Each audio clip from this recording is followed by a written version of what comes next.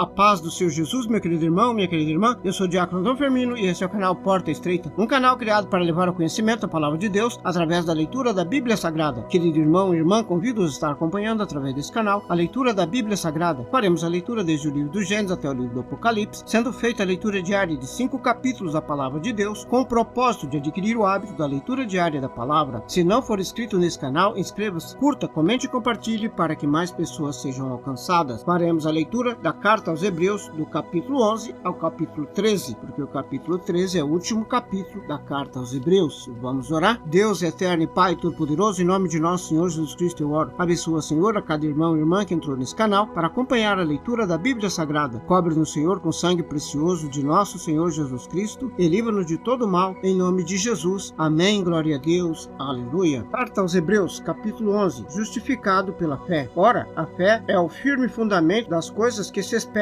e a prova das coisas que se não veem. Porque por ela os antigos alcançaram testemunho. Pela fé entendemos que os mundos pela palavra de Deus foram criados, de maneira que aquilo que se vê não foi feito do que é aparente. Pela fé Abel ofereceu a Deus maior sacrifício do que Caim, pelo qual alcançou o testemunho de que era justo, dando Deus testemunho dos seus dons, e por ela, depois de morto, ainda fala. Pela fé Enoque foi trasladado para não ver a morte, e não foi achado, porque Deus o trasladara, visto como antes da sua transladação alcançou o testemunho de que agradara a Deus. Ora, sem fé é impossível agradar-lhe, porque é necessário que aquele que se aproxima de Deus creia que ele existe e que é galardoar dos que o buscam. Pela fé Noé, divinamente avisado das coisas que ainda não se viam, temeu e para salvação da sua família preparou a arca, pela qual condenou o mundo e foi feito herdeiro da justiça que é segundo a fé. Pela fé Abraão, sendo chamado, obedeceu, indo para um lugar que havia de receber por herança, e saiu sem saber para onde ia. Pela fé habitou na terra da promessa, como em terra alheia, morando em cabanas com Isaque e Jacó, herdeiros com ele da mesma promessa, porque esperava a cidade que tem fundamento, da qual o artífice e construtor é Deus. Pela fé também a mesma Sara recebeu a virtude de conceber e deu à luz já fora da idade, porquanto teve por fiel aquele que lhe tinha prometido. Por isso também de um, e esse já amortecido, descenderam tantos em multidão como as estrelas do céu e como a areia inumerável que está na praia do mar. Todos esses morreram na fé, sem terem recebido as promessas, mas vendo-as de longe e credores e abraçando-as, confessaram que eram estrangeiros e peregrinos na terra, porque os que isso dizem claramente mostram que buscam uma pátria. E se na verdade se lembrassem daquele de onde haviam saído, teriam oportunidade de tornar. Mas agora desejam uma melhor, isto é, a celestial. Por isso também Deus não se envergonha deles, de se chamar seu Deus, porque já lhes preparou uma cidade. Pela fé ofereceu Abraão a Isaque quando foi provado. Sim, aquele que receber as promessas ofereceu o seu unigênito, sendo-lhe dito: em Isaque será chamada a tua descendência. Considerou que Deus era poderoso para até dentre os mortos o ressuscitar. E daí também, em figura, ele o recobrou. Pela fé, Isaque abençoou Jacó e Esaú, no tocante às coisas futuras. Pela fé, Jacó, próximo da morte, abençoou cada um dos filhos de José e adorou encostado à ponta do seu bordão. Pela fé, José, próximo da morte, fez menção da saída dos filhos de Israel e deu ordem acerca dos seus ossos. Pela fé, Moisés, já nascido, foi escondido 3 meses por seus pais, porque viram que era um menino formoso e não temeram o mandamento do rei. Pela fé, Moisés, sendo já grande, recusou ser chamado filho da filha de Faraó, escolhendo antes ser maltratado com o povo de Deus, do que por um pouco de tempo ter o gozo do pecado, tendo por maiores riquezas e vitupério de Cristo do que os tesouros do Egito, porque tinha em vista a recompensa. Pela fé deixou o Egito, não temendo a ira do rei, porque ficou firme como vendo o invisível. Pela fé celebrou a Páscoa e a aspersão do sangue, para que o destruidor dos primogênitos lhes não tocasse. Pela fé passaram o mar vermelho como por terra seca, o que, intentando, os egípcios se afogaram. Pela fé caíram os muros de Jericó, sendo rodeados durante 7 dias. Pela fé Raabe, a meretriz, não pereceu com os incrédulos, acolhendo em paz os espias. E que mais direi? Faltar-me-ia tempo contando de Gibeão e de Rabaque, de Sansão, de Jefté, de Davi, de Samuel e dos profetas, os quais pela fé venceram reinos, praticaram a justiça, alcançaram promessas, fecharam as bocas dos leões, apagaram a força do fogo, escaparam do fio da espada, da fraqueza tiraram forças, na batalha batalha se esforçaram, puseram em fuga os exércitos dos estranhos. As mulheres receberam pela ressurreição os seus mortos. Uns foram por torturados, não aceitando o seu livramento para alcançarem uma melhor ressurreição. E outros experimentaram escárnios e açoites e até cadeias e prisões. Foram apedrejados, cerrados, tentados, mortos ao fio da espada. Andaram vestidos de peles de ovelhas e de cabras, desamparados, aflitos e maltratados, dos quais o mundo não era digno, errantes pelos desertos e montes e pelas covas e cavernas da terra. E todos estes, tendo tido testemunho pela fé, alcançaram a promessa, provendo Deus alguma coisa melhor a nosso respeito, para que eles sem nós não fossem aperfeiçoados. Capítulo 12. Exortação em permanecer na fé e na santificação. Portanto, nós também, pois que estamos rodeados de uma tão grande nuvem de testemunhas, deixemos todo